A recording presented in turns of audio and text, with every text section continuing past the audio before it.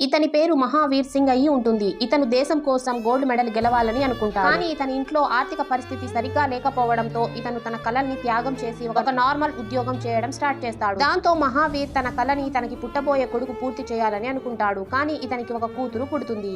దాంతో ఊర్లో వాళ్ళందరూ మహావీర్కి అబ్బాయి పుట్టాలంటే ఏం చేయాలి అని చెప్పి టిప్స్ చెప్తూ ఉంటారు. అలాగే పూజారి కూడా కొడుకు పుట్టడానికి ఏదో రెడీ చేసి ఇస్తాడు. కొన్ని రోజులకే మహావీర్ భార్య మళ్ళీ ప్రెగ్నెంట్ అవుతుంది.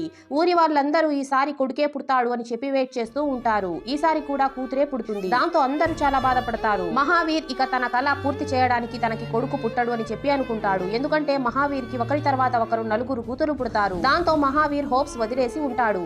కానీ ఈ కూతురులే మహావీర్ జీవితాన్ని మార్చబోతున్నారు అని ఇతనికి తెలిసుండదు.